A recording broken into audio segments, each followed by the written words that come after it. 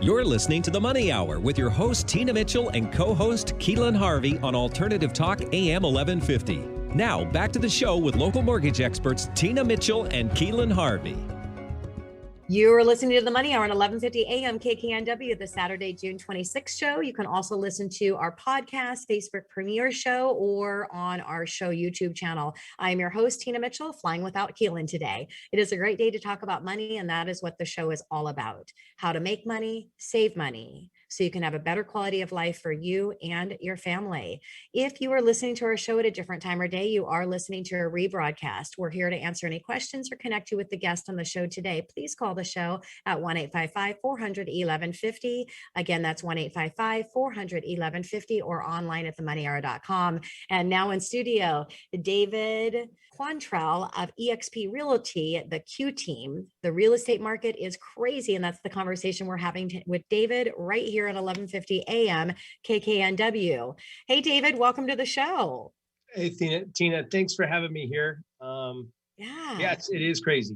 It is really crazy. And sorry about the little bit of a pause there without Keelan, little thing different over here on the managing side. So a little bit about David before we get started. Team lead listing agent David is recognized in the Western region of the United States for the most trusted and top producing brokers. David has extensive marketing knowledge matched with extreme devotion to his client's success, is almost exclusively based on positive referrals. David works with individuals, investors, and developers with a focus in Pierce County neighborhoods.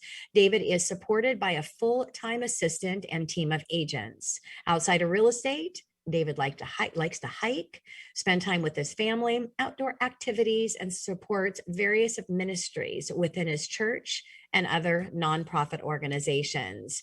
Very excited to have a conversation with you, David, on this crazy real estate market. So what is your process starting out here? What is your process when getting a new buyer, especially in this environment? Well, we've always, I've loved working with new buyers, and I feel an obligation when we're working with a new buyer to educate them, not just to go, oh, you want to buy a house? Let's run out there and do it. So we educate them with the process from A to Z.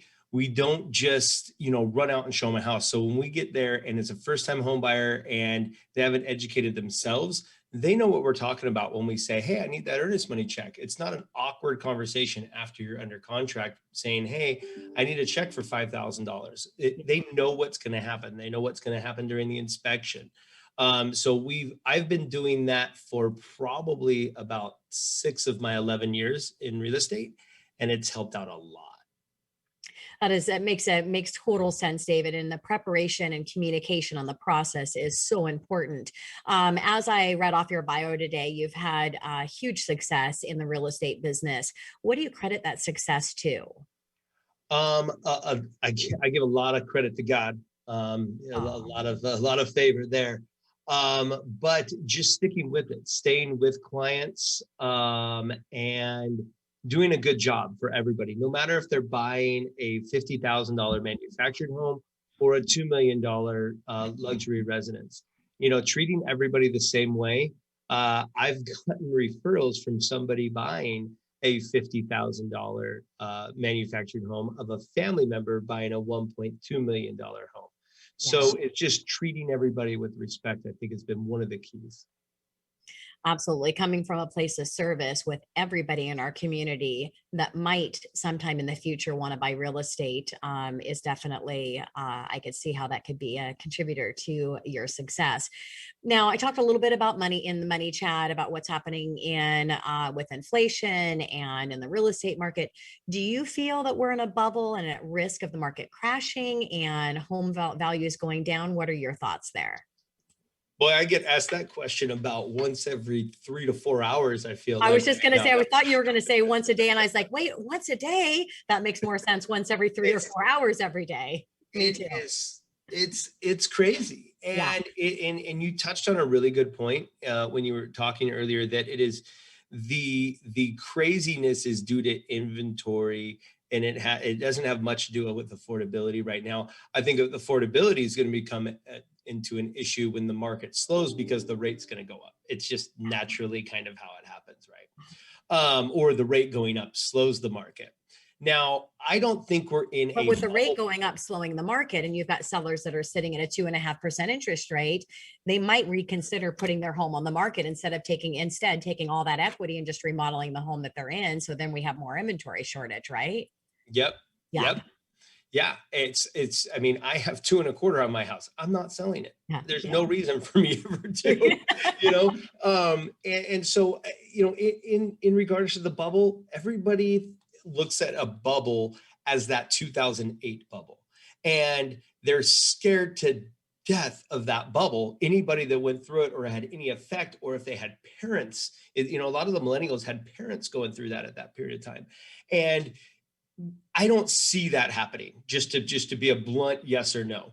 I do see a market correction, but Yes. even if we have a 15% market correction, you said it earlier, we're up 13% for the year. If we have a 15% market correction, we're barely going back a year in value. Yeah. That doesn't put us in that foreclosure short sale craziness that we had in 2008 when home prices went down by, in some cases, 75%, but that 50 to 60% was more what we saw. And so I don't think we're in that kind of bubble. I think we'll get a market correction, but I also think that's going to come back. So only people that are maybe buying right now might have a little bit of an issue, but it'll recover in that natural rise of 3 to 4% over time since 1970. Absolutely. It's going to come back. If you're buying a house, I tell a lot of people this, you need to buy a house because you're going to stay in it for 4 or 5 years. Mm-hmm. People nowadays can buy a house and stay in it for 1 to 2 years and sell it and still make money. Yes. That's not typical. That's not normal. Yeah. Yeah, and definitely not sustainable. Well, and you talk about, purchasing now, and the challenge is if you don't do something now and you do wait, even if we saw a correction in the real estate market, you're not going to see the interest rates that we have now.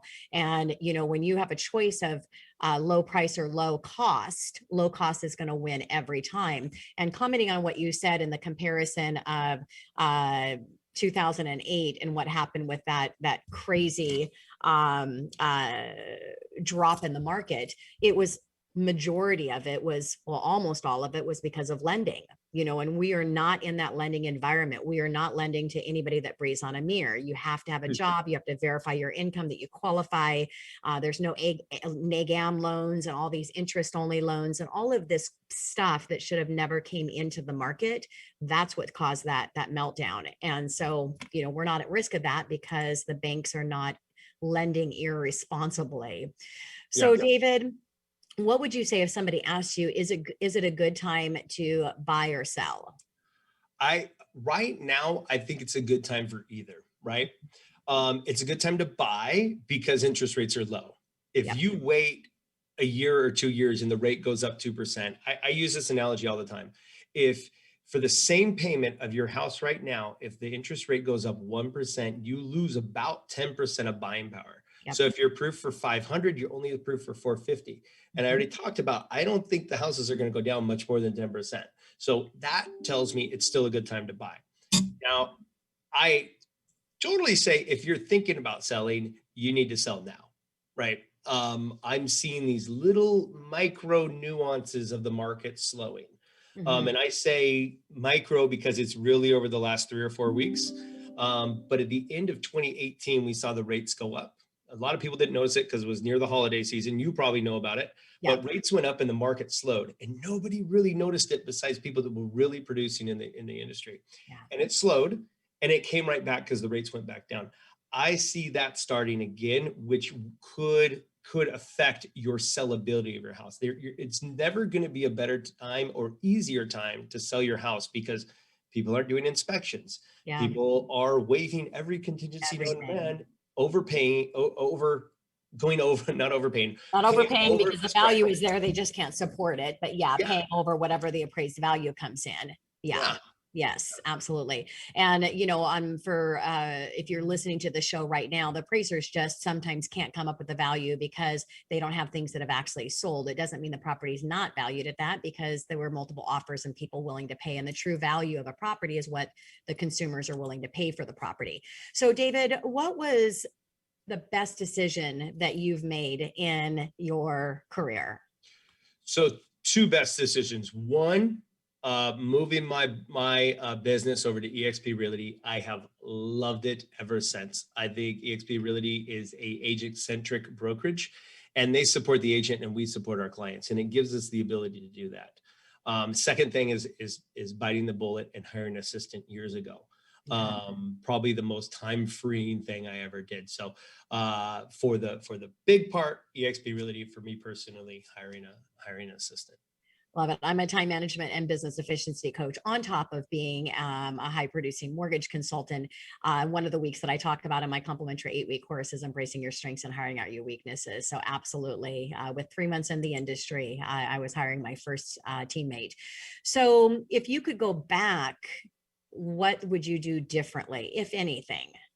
The one thing I would do, and I get a lot of referral business because I just treat my clients well, is I would stay in touch with my past clients more. And I think that goes for most agents. We have a thing called an icon agent in eXp Realty, and we interview each other.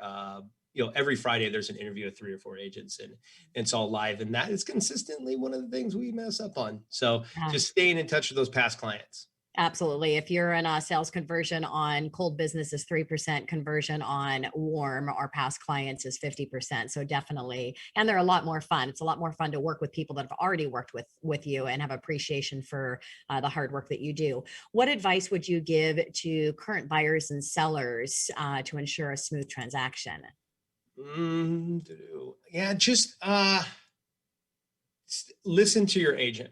Find an experienced agent. And if they're not an experienced agent, make sure they're on a team and listen to their advice. Ask them for advice. What should I do? They're going to be able to guide you through this process. For buyers right now experiencing buyer burnout, stick with it. Eventually you're going to get a house. I'm seeing, instead of 6 or 7 offers on each house, I'm seeing about 2 or 3, and you get higher up in the prices. And we're seeing like 1 and maybe none in the first week. So yeah, great advice, especially for buyers. The worst thing that you can do is give up, and then you've definitely lost. If you stick with it, you will eventually get a home. It's just a matter of how many offers you're going to have to make to ultimately get to your home that was meant to be your home anyways, because I do believe that they end up getting the home that they were supposed to get. So what would you say to someone who doesn't have a home yet and wants to buy? Do a home buyer class. Buy real estate, buy as young as you can and buy as much as you can. It has been the most consistent investment you can make over time right now. So take a class, home buyers classes. Lots of agents put them on. I do an hour consult with every home buyer. Learn what it's going to take to buy, and then get out there and do it, and do it as young as you can. I didn't start until I was in my 30s, and now I own quite a bit. But if I would have started in my 20s, I'd be pretty financially independent at this point. Yeah. So David's advice is, get in there and buy as early as you can when you're in a position to qualify for a loan and it makes sense to get into the market.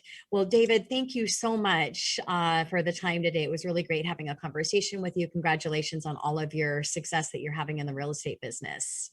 All right. Thank you very much for having me, Tina. Yeah. And if you want to connect with David, 1-888-400-1150. I'm forgetting our phone number, or go online at themoneyhour.com and we can connect you with David. Coming up next in the Money Hour, property management in a pandemic, we have Miranda McCuller and Chelsea Mundal of RPM Today right here on 1150 AM KKNW.